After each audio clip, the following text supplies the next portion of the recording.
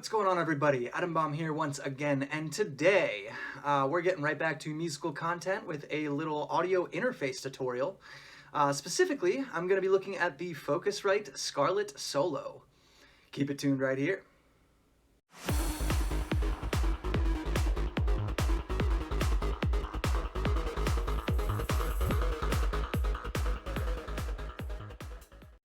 Alrighty then, so a lot of you out there are probably in the same boat that I was a few months ago. Despite being a musician for most of my life, I'm participating in several audio recording sessions, live recording sessions with bands and things like that.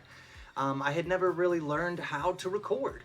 I even grew up with parents who had recording equipment in all of my childhood homes, and but still I just never really asked them to teach me, and I never really learned. However, when COVID hit and I basically had to quit my job to stay home, I started having to think about creative things to do with my time, and I figured, why not teach myself how to record a little bit? And it was pretty soon after that that I discovered the whole world of audio interfaces and how easy they can be to work with.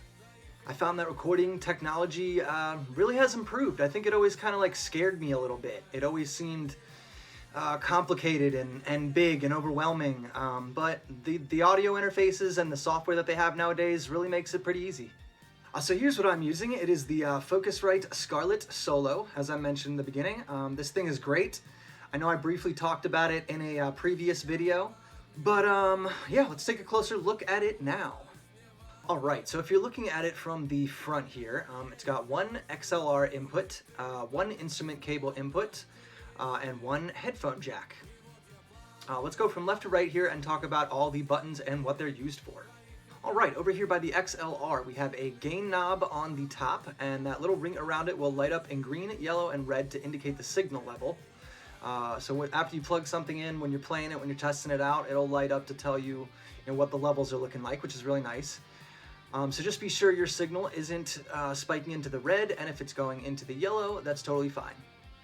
Underneath that, there is a 48 volt phantom power button and a button that says air.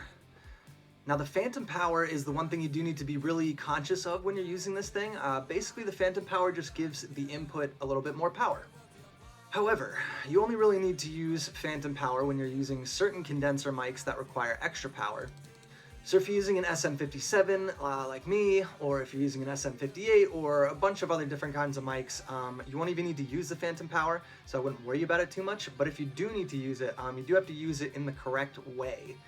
And what I mean by that is you should first plug in your XLR cable, and then you should turn on phantom power, and before you remove your cable, make sure to first power down phantom power. So just make sure that you're not turning it on and off frivolously.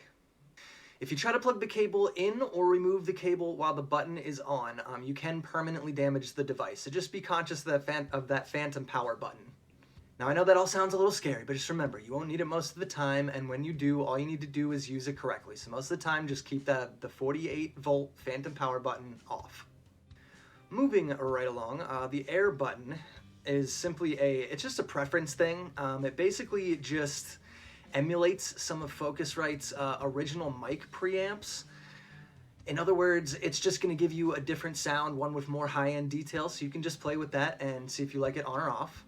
Over by the instrument jack, there's another gain knob, which works just like the XLR one, with the green, yellow, and red signal indicator light.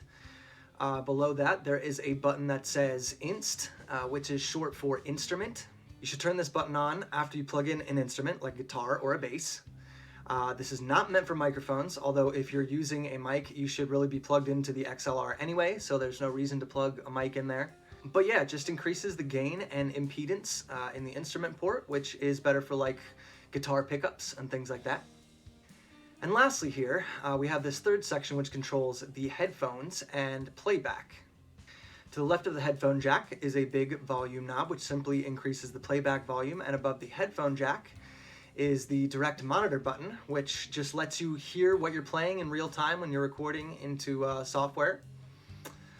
Keep in mind that there is a slight delay when using this, and during a live take you might want to mute it. There's things you could do to mitigate that with some techniques that I will show you in a later video where we go into actually using some software like Pro Tools first.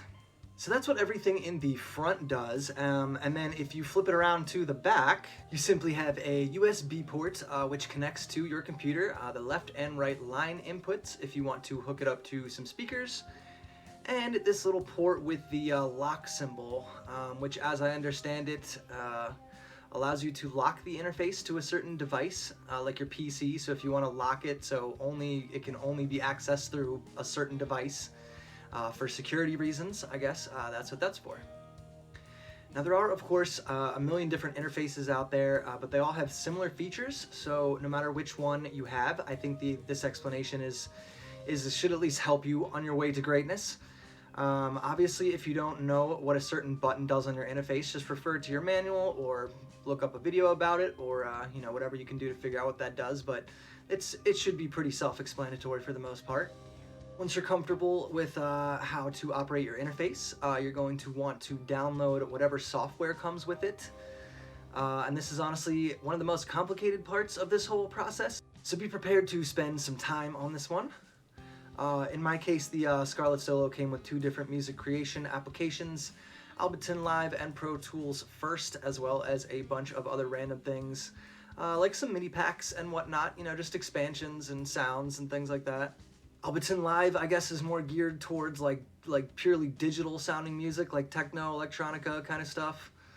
Whereas Pro Tools First is obviously a watered down version of, you know, Pro Tools, which is a little bit more geared towards what I'm looking to do with live, you know, guitar recordings. So make sure you watch out for my next video, which I'll be uploading as soon as possible, where I will be actually pulling up Pro Tools First and giving a little overview of that and how to program some MIDI drums and how to record via some different techniques, so I'm pretty excited for that one. And for now, that is all I got for you. Thanks for watching, and as always, please subscribe if you like the content, etc., etc.